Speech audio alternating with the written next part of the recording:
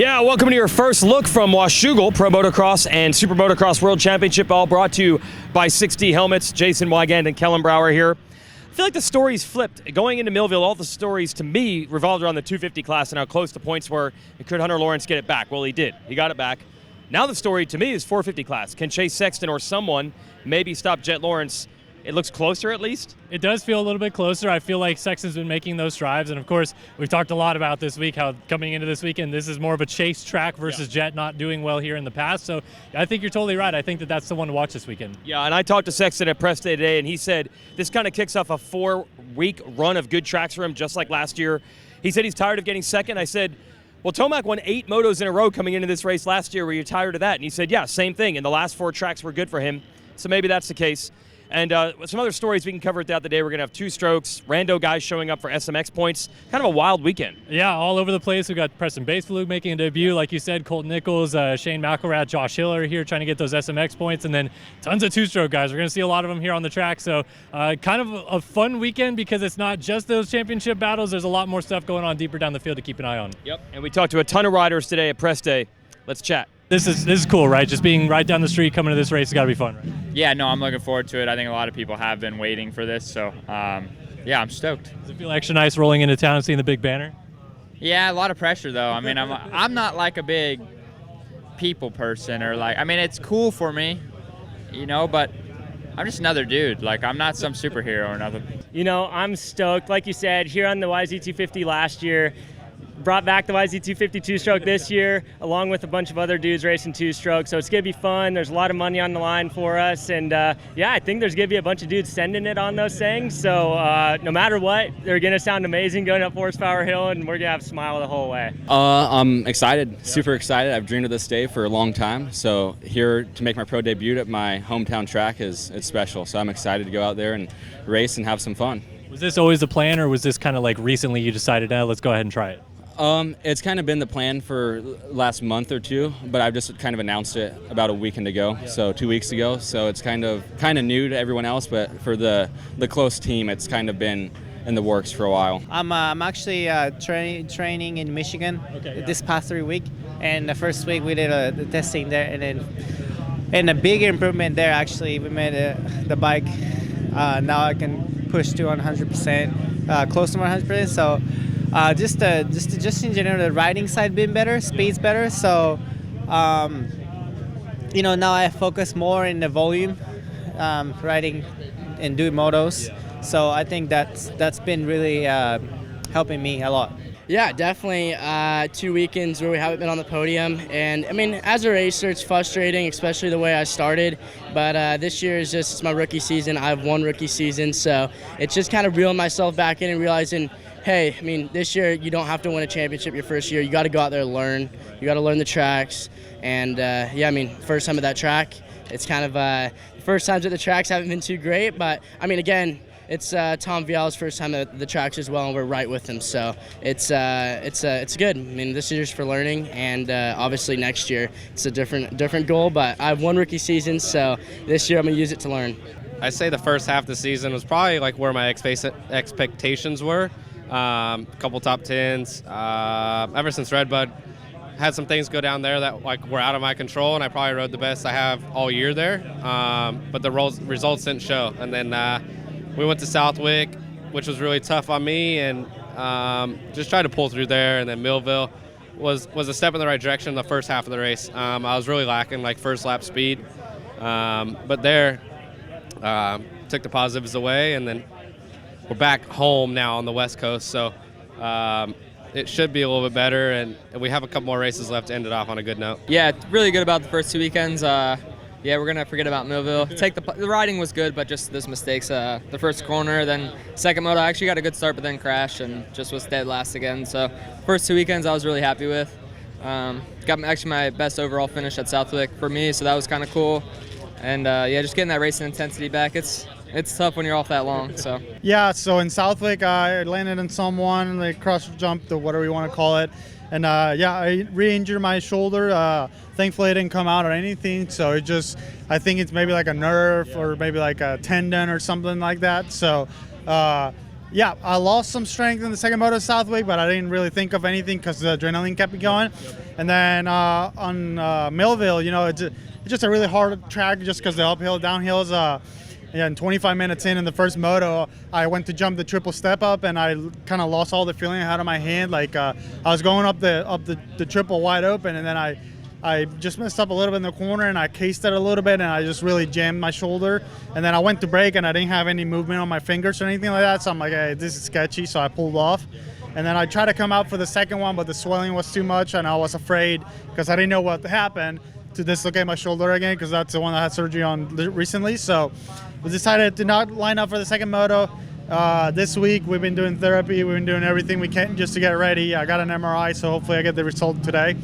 We're gonna try and see how it goes here today in press day in Washougal, and try to race this weekend. I mean, there's a little bit of money up for grabs, but honestly, it's just cool to race a two-stroke. I haven't raced one in a while. Like the real last, legit last race I did was Loretta's in 2016 for 250A.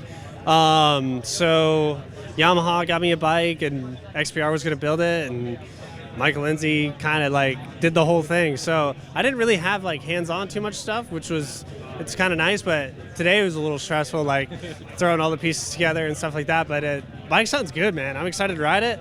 Haven't rode it yet. I mean, we'll see how it goes in press. Yeah, I'm feeling good, you know, especially the second motos in Southwick, second moto Spring Creek.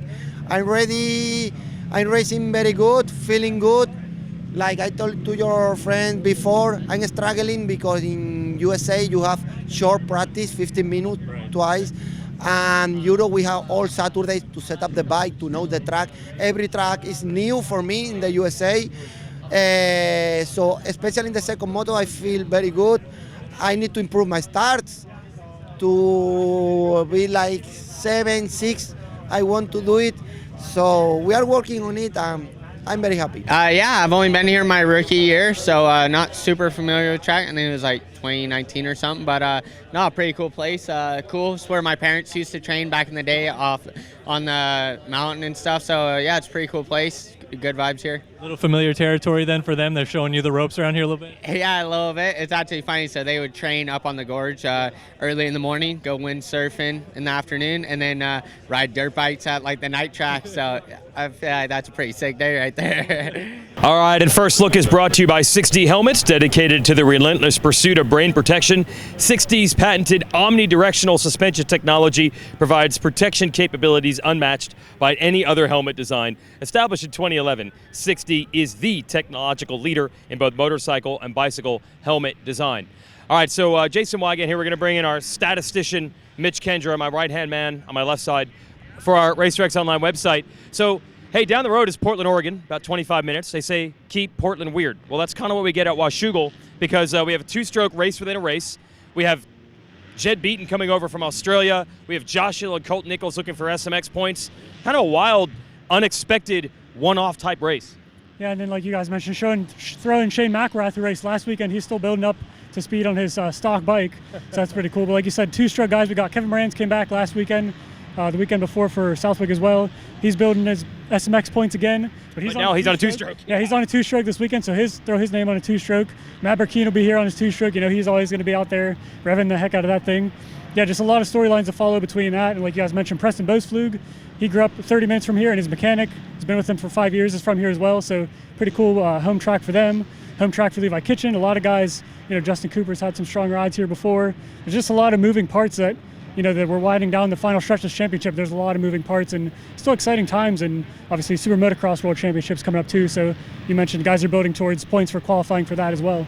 Yeah, Nichols is on a Kawasaki SR that's like the race level Kawasaki that he borrowed from Swap Moto Live. It's like Don Maeda's bike, and he borrowed Alex Ray's van to get it driven up here. Good luck to you. Yeah. Luck. Yeah, good luck to you, Colt Nichols.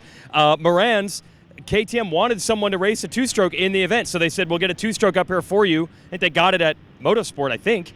He had never ridden it until numbers, right now. Yeah, no numbers on the bike. It was like brand new, first time touching the track on the bike, so that's pretty cool. Yeah, so that's what we'd love to see. And what that is, the two-stroke race within a race. There's 15 grand on the line. Moto Memes, Motorsport, and Jetson Donuts each put up 5 grand. But then KTM, Gas, and Husky said if anyone on our brand wins, we'll give them an extra $5,000. So Moran's is trying to chase the points and the two-stroke thing. Good luck, dude. It's a lot. Yeah, especially some of the hills here. We'll see the Horsepower Hill. It's called Horsepower Hill for a reason. I didn't realize, this is my first time here, I didn't realize how steep it was. Like, TV doesn't do justice how tight some of these corners are and how steep some of this stuff is. And the shadows as well comes into play. Sometimes it's a little bit like slot car racing. Guys kind of follow one line. So it should be interesting to see like who can kind of break out of the lines and form new lines and stuff like that. Yeah, it's very difficult to make passes here. That's like the big part. And it can go both ways, by the way. If a slower guy gets a good start, the race is compelling because the other dude can't pass him. If it goes the other way around, forget about it. Yeah, and then one other unique thing about this weekend, Yamaha is kicking off the 50th anniversary of the YZ line. Started with the 1974 YZ250, so they're going to have really, really wild-looking bikes. You probably already noticed on the footage here this weekend, and that's just a start. So I caught up with Damon Bradshaw earlier. It was his era that inspired this look that starts this weekend. So Yamaha is celebrating 50 years of YZ. They're kicking it off. There's much more to come, but for this kickoff event, you got to have Damon Bradshaw here. I mean, look at the bikes. This is the Tomac display bike, but all the race bikes this weekend also will have this look. It's your look, buddy. I wish I could take responsibility for it. It's like they bring this stuff to you and they say you're going to ride it, and at 16 years old, you're like, I'm going to ride that? That was your reaction back then? Yeah, I remember. I mean, they were changing colors and seats and everything. It's like, I didn't really care. It was just like when it came to gear, it's like, what's not selling? That's what I want to wear. Okay. So, but what's not selling? Tell me the strategy there. So they would ask you, what color gear you want to wear today, or what do you want to wear next weekend? I'm like, whatever's not selling is what I want to wear. Why is that? Just because I thought it would help them sell more gear. Okay. So what a team player. That was my deal. But no, it's really cool to see this, come back around, and it does. It brings back a lot of cool memories and stories, which I'm sure all these younger guys are tired of hearing old stories. But for me, I remember hearing them, and I respect it, and I remember a lot of them. So, but just to be a part of it and have Yamaha, I was just fortunate to be a part of that era and have the guys that this is what they did, right? They came up with these ideas. Yeah. And we never would have thought it would have cycled around like this. Yeah, it's wild. Well, we don't want to talk about how many years have passed. Nope. We won't do any math. Nope. And you still ride today, so you still ride Yamahas, right? Yeah, I'm still part of the Yamaha family, and it just kind of makes sense, I think. I look back to, I think I was 8 years old. I think we figured it up. I was 7 or 8 was when I signed my first contract at Yamaha.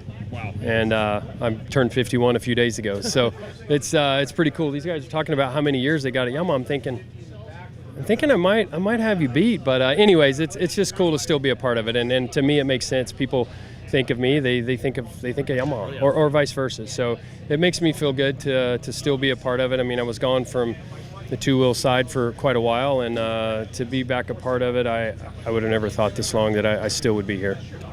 Believe it or not, I had a photo of you from '93 in my high school locker when I opened the door every time. So you might not have liked the look, but whatever you were riding, even if it was the gear that didn't sell, people liked it. So enjoy it. It's still cool over the last ever how many years you've been seeing this stuff pop up, and not necessarily Yamaha, it's just people that are going back and bringing those colors back. And I know there's guys who've been riding with similar colors. Yeah. They obviously didn't know what was coming, but it probably makes them feel pretty good too. And people will send stuff, whether it's social media or you see it at an event. And so yeah, it's just a really cool era. And I think even the younger guys, I mean, they have to think this is pretty freaking cool. I hope so. Yeah, absolutely. Maybe more so than you did at 16. Probably. Yeah. All year, Yamaha's going to roll out a lot more for this 50th anniversary, so stay tuned. So that'll be Washougal. 2 strokes race within a race. SMX points, riders jumping in for that. Ken Sexton or Ferrandis or somebody finally end it against Jet. And I like what you said about Justin Cooper. I feel like Justin Cooper might still have a run left in him, even though Hunter put it to everyone last week. Yeah, and I think a couple years ago, this is where he had that late crash and that kind he of was out front championship, and I think he ended up breaking his hand. At the time, we didn't know it. Yeah. But he's, obviously a great starter. He has this pace to run the whole thing. So it's like if he gets out front, again, the championships in both classes are pretty exciting, even though Jets has that win streak. Yeah. But behind him, everybody's battling. The 250 class is still pretty wide open. Like Hunter Lawrence had that dominating ride, Moto 1 last week. But yeah, there's just a lot of things between the championships, 250 or 2-stroke guys, 250 guys. Just there's so much going on this weekend. It's fun. Love it. All right, tune us in. We'll be on Peacock tomorrow, or of course watch our Twisted Tea Best Post Race show tomorrow evening if you want the full wrap up from Washougal.